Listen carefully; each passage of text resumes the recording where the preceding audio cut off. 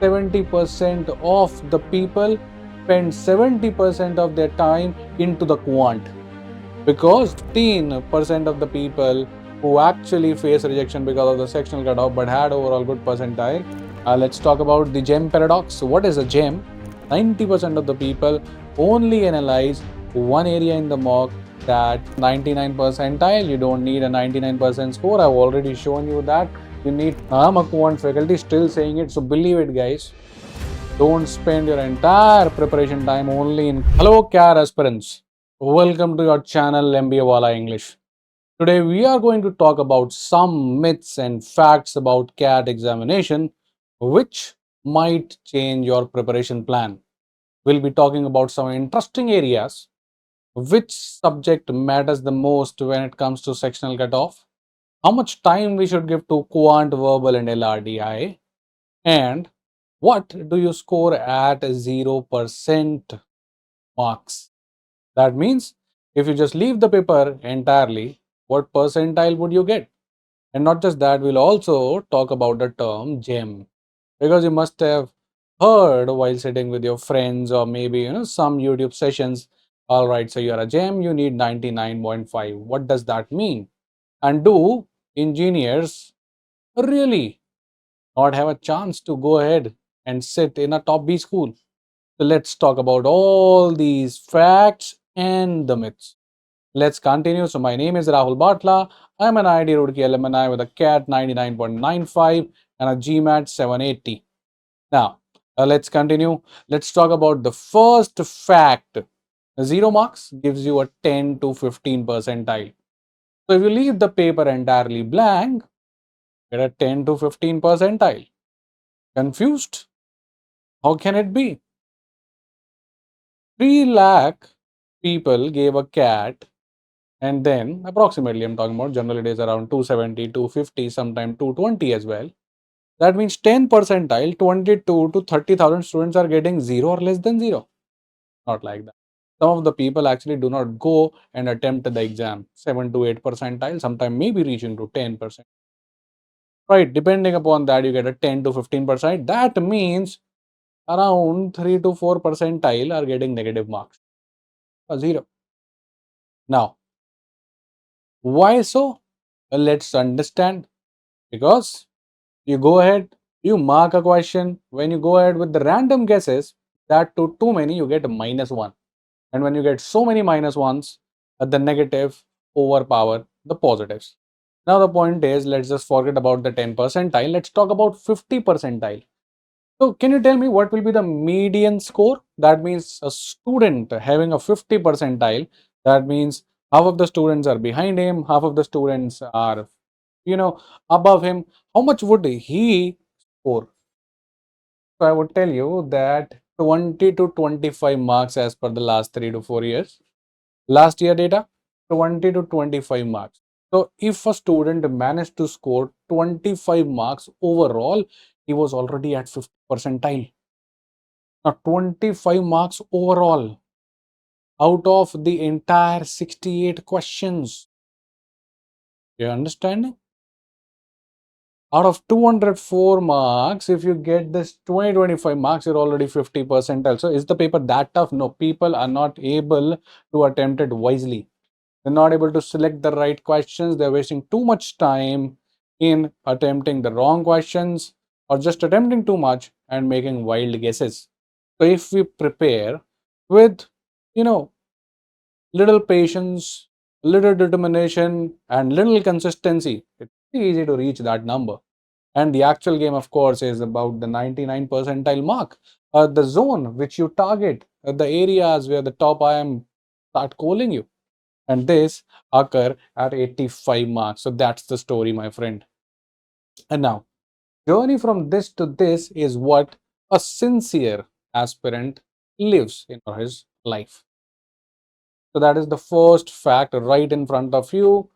0 marks, you will be still at 10 percentile because some of the people won't turn up for the paper. 50 percentile, around 25 marks. Easily you can go ahead and crack it up. 99 percentile, around 85 marks. This is as per the last year data. Now let's jump on to another fact, guys. Let's jump on to another fact. Now, The idea is most people are preparing CAT in the wrong way. So what is the wrong way? What is the right way? 70%, 70% of the people spend 70% of their time into the quant, because the syllabus of the quant is very lengthy. And whenever we start looking at the syllabus, we feel like, all right, verbal just as the RCs. What's more in that? I'll read and just attempt. LRDI seems puzzle, but Quant has around 30 to 40 chapters and we start just covering them. Concept by concept, practice by practice. We are practicing Quant like anything. And in that, verbal and LRDI is just left behind. And what we do? When the August would come, when the September would come, we'll pick it up and practice. That's the wrong way. In fact, that is the worst way you can prepare. You have to build the reading skill and the logical skill that happens over time. So you have to keep learning, you have to keep practicing both of them. And why? I'll tell you. Verbal has the maximum number of questions, 24, 72 marks, while Quant 66 marks. This is the game changer, guys. The people who are good in verbal can go ahead and score up to 50. I've seen people scoring this much in the verbal, 45, 52. And similarly, if a student is excellent in quant, he manages to score somewhere around 40. In quant, scoring is tough. It takes time to solve the question, read the question, understand the scenario, calculate, get to the answer. While here, you can get these numbers if you're excellent. So this can boost your overall row score and hence percentile. And not just that, and then comes the LRDI. But this becomes the game changer. Student ignore it. It's just puzzle solving. I'll do some 50 odd puzzles in the last 2 months and it is it. No, it's not it. This is a game changer. Why? Because this is the only section, the entire paper, where one set gives you 5 questions straight. Now you would say, sir, RC is also similar. If I read one passage, I'll get 4 questions right. No. RC, it is very difficult to crack. The complexity of the questions is itself a challenge. It is a possibility that you understand the entire passage and you got 2 right or 3 right of the 4 questions related to that passage. But in LRDI, rarely happens. If you get the LRDI right, you get all 5 right. If the set opens up, fine. Yes, in some LRDI sets, there is if and then scenario. There it is a possibility you get 2 correct or 3 correct. There is a possibility, slight possibility. But majority LRDIs, at least 50 to 60% puzzles, they get completely resolved. If you can resolve them, you'll get all correct. And quant, every question is individual, so you have to fight hard for each and every question. That is the change, right? And one more thing I'll tell you, one more fact. Some IIMs do not take CAT weightage as a whole. They divide the priority in which some give more weightage to VARC, more weightage to LRDA, and least to quant. FMS also give most of the weightage to VARC. It's a 40, 30, 30, something like that. And never in any particular IIM quant will be weighted more than VRC and LRDI. So people are spending 70% of the time here, where these two were the most important sections. Now I'm a quant faculty still saying it, so believe it, guys. Don't spend your entire preparation time only in quant. Divide it. Understand where do you lack. Yes, if you are a student who lacks in quant, fine. But I've seen the opposite. People who love mathematics, they're just solving quant every day. Why? Because they enjoy it. It gives them the confidence. And these were the areas where they were weak and they're not picking them up.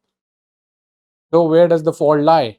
Our preparation strategy. So these facts can help you prepare a good preparation strategy. Let's go ahead and talk furthermore about such kind of facts. So here is one more. 1 week section is equals to rejection. I've seen many people scoring 99 percentiles, but still not managing to cross this sectional cutoffs. They are the silent killers, right? And now you score a 99 plus overall, but you won't expect a call. Why? Because one of the section was not par. Now, do you know how many 99 percentile students are there and how many of them get rejected because of the sectional cutoff of verbal, then quant, then LRD. I'll explain you with a matrix. Now, there is no official data, but from the past 3-4 years, when I've taught thousands of people here at MBA Wallah, where the tools with I would say all the effective tools we have, I have created a matrix. And I'll tell you that out of the 100 each student, these kind of who faced rejection because of the sectional cutoffs, 40 to 50, that means 50% of such students who could not qualify because of the sectional cutoff but had a 99 percentile plus overall were 40 to 50. So VARC became the biggest killer. Why? Because here students generally are able to score around 20-25. So that means you need to get around 8 questions correct here. 8 questions is a task if your verbal is not that great. So make sure you're able to clear the 25 marks window. Majority of the students have a 99 plus but are able to score 20, 22. They struggle then A. And then the highest risk is, of course, LRDI. The next 30 to 40 people who have 99 plus are not able to score. Why? Because of the LRDI. Could not do the set on that day. Could not open a single puzzle because of the lack of the practice. And then they had a 99 plus, but LRDI, sectional cutoff not clear. And then last in the quant, right? 12 to 13 marks. You are generally able to do 4 to 5 questions. All right, you have some tetas, you get some good guesses. 4 questions, 5 questions in 40 minutes, 8 minutes per question. You are through the cutoff. So only 15% of the people who actually face rejection because of the sectional cutoff but had overall good percentile were from Quant, which becomes the dominating section suddenly. Quant is dominating for the syllabus. Very, very important to boost the score if you are an engineer. I agree. I totally agree with that. But LRDA and VRC becomes the game changer. I've seen people scoring 50 here, just 25 odd here, and 99 plus. People who are good in quant score 40 here, 2020. Scoring 30 here or more than 30 here is a challenge, guys. Here you get a score somewhere around 25, 28. And then comes these two sections where now you have to get that 70 marks. Now it is up to you. How do you get 40-30 or 40-30? Decide your target scores, right? And make sure that you don't lack in the sectional cutoff of VRC or LRDI. Here, I'm sure you'll manage. But here, sometimes it becomes a task.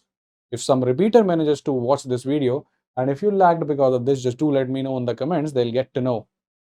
And now, LRDI is the rank shift. How? See, majority of the students, I'll tell you, are able to solve one LRDI set for sure. Serious aspirants I'm talking about, and then they manage to get around 85 to 90 percentile, 5 percentile, 80 percentile if the paper is easy. In the past 2 years, we have seen 5 sets. You get 80, 85 odd percentile with the one set. Now, let us say if you just stepped up 85 percentile, we have it, guys, right? How come we have done one set? If you manage to step up and solve one more set, generally, if it is a good set or not a open set where there are some hypothetical situations or multiple cases, you solve the set, you solve the puzzle, you get 5 more correct. And suddenly your score shoots up from 85 to 95 plus. Very reason, very, very near to 80. You're this 97, 98 percentile. So one set will make the entire difference. And when I say one set, it gives you 5 questions, guys, 4 or 6, right? Depending upon the set it is. LRDI becomes the rank shift. You straight away with compared with your peer are now 15 marks ahead. Becomes the game changer. So do focus on LRDI and verbal equally the way you focus on your quants. That is what I want you to know today. And no quant faculty is definitely going to tell you that, right? All right, guys, let's go ahead and talk about some more fact. The hardest competition. Let's talk about the GEM paradox. So what is a GEM? A student who has a general category, engineer and male. General G, engineer E, male M, and that's a GEM. Now people feel that GEM cannot go through the top IIMs. Why? So they get 0 points in the diversity. Category points 0 general. Engineer academic diversity 0. Male gender diversity 0. Already you start from a composite score 0.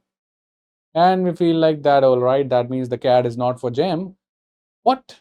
The irony is, the people you push back come stronger. And see, guys, these general engineer male, they consistently crack cat with a percentile like 99.5 plus. And that's why IIM ABC top IIMs have seen 60 to 80% of these kind of people, out of which 30 to 33% were IITians or the NITians, the top colleges, right? So 60 to 80% are engineers. Getting the point? And then, of course, engineers male, when I put the general bar as well, then the number might go down. But if you're an engineer and lacking the composite score because of the academic diversity and you feel like that, okay, CAD is not for me, no, you're gonna see peer like you, right? Now, once you add this general and male into it, then this percentage further decreases. But for the engineer, 60 to 80%, guys. And these numbers we've seen crazy, right? In IIM Ahmedabad, they were around 60% engineers, right? Calcutta, in some streams, it shot up to 85 as well. On an average, you can say 60 to 80%. So they just go ahead and crack it up. Why? They are engineers. They have a dominating hand in the quant and the logic. So LRDI, two sections already in their favor.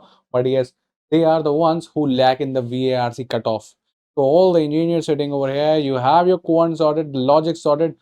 Work hard, work crazy for your VARC. Make sure you just ace it. And if you not ace it, make sure you just hit 30 there. 10 questions right. Find out your approaches. I'm going to go ahead and take the two ORCs and then the para summaries, or I'm going to go ahead and attack the VA part. Think, sit with the mentors, the VARC mentors. Make sure you crack it up. But 30 in VARC is what I need from you. Once you get the 30 over there, Quant, I'm sure you'll be able to get 25 or 30. LRD also, I'm sure about that.